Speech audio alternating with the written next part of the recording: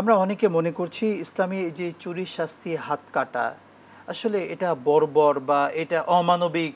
আসলে ইসলামের শাস্তি কি কখনো অমানবিক বা এটার মধ্যে কোনো রহস্য আছে কিনা যদি একটু বলতেন। অমানবিক তো নয়ই, বরং মানবিক, মানবীয় এর মধ্যে ভরপুর। আল্লাহ পাক প্রত্যেকটা বিধিবিধান দিয়েছেন মানব সম্প্রদায়ের কল্যাণের জন্য, মনে রাখতে হবে। আজকের একজন মানুষকে হত্যা করলে ইসলামের বিধান হচ্ছে তাকেও তুমি হত্যা করো। হুম এই কেসাস কেন এসছে? এখন সে যে বলে বর্বর, তাকে তার একটা ছেলে যদি নিহত হয়, হত্যা করা হয়, তার ভাইকে হত্যা করা হয়, তখনই সে আর এইটা বুঝবে না, এইটা আর কখনোই বলবে না যে এটা বর্বর। তখন একজন একজন নামাজ নাই, কালাম নাই, এমন একজন দুনিয়াবী মানুষ যদি তার ভাই, ছেলে, মেয়ে কেউ কাউকে যদি হত্যা করে ফেলে, তাহলে কিন্তু সে চাইবে যে আমি হত্যার বদলে হত্যা চাই, যে হত্যা করে তাকেও আমি ফাঁসি চাই। হ্যাঁ, এইটাই কিন্তু আমরা দুনিয়া চিরচরিত সব জায়গায় দেখে আসছি। তো ইসলাম তো ঠিক তাই বলছে। তুমি এক মায়ের কোল খালি করেছো, তোমার খালি হতে হবে, দুনিয়ার থেকে তোমার যেতে হবে। তুমি কেন একজন মায়ের কোল খালি করলে, কেন একজন ভাইকে হত্যা করলে, কেন একজন সন্তানকে হত্যা করলে, তা তোমাকেও সেই পথে যেতে হবে। এটার মানে হচ্ছে চিরতরে এই পথ রুদ্ধ করে দেওয়া, বন্ধ করে দেওয়া। এই ছিদ্র দিয়ে আর কখনো সন্ত্রাস গজাবে না, এই ছিদ্র দিয়ে আর কখনো ছিনতাইকারী বের হবে না।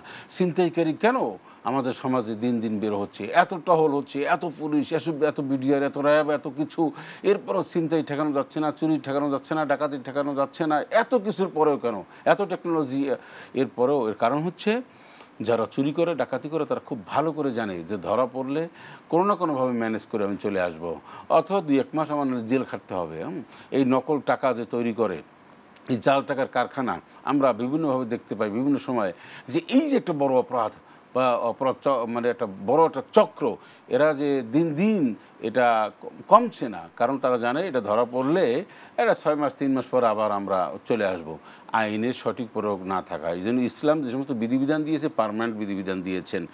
ইসলামের অ্যান্টিবায়োটিক হচ্ছে যে কোরআনের সুন্নাহর যে বিধিবিধান, এটা এমন যেটা একবার খাইলে সেকেন্ডে আর এটা খেতে হয় না, এটা প্রয়োগ করতে হয় না, একবারই জ্বর আর একবারই ব্যাধি ভালো হয়ে যায়। মোট কথা আমরা দেখতে পাই একটা সমাজে যদি একটা আইন প্রয়োগ করা হয়, বাইতুল মোকাররমের সামনে যদি এরকম একটা কিছু করা হয়, দেখবেন হাজারো ছিনতাইকারীরা, হাজারো চোর যারা, তারা ভয় পেয়ে যাবে। এই যে দুর্নীতি যারা করেন, দুর্নীতির বিচার কি হয়?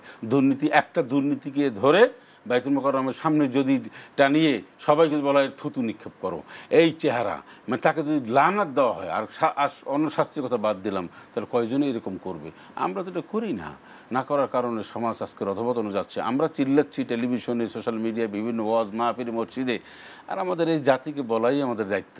যদি জাতি সবাই যদি না বোঝেন, সবাই যদি এটাকে গুরুত্ব না দেন, আমলে না আনেন, তাহলে অন্তত আমরা আল্লাহর কাছে বলতে পারবো, আল্লাহ তাআলা তোমার বিধিবিধানের ফজিলত আমরা মানুষের সামনে তুলে ধরেছি। মানুষ যদি এটা গ্রহণ না করে, আমাদের কি করা আছে?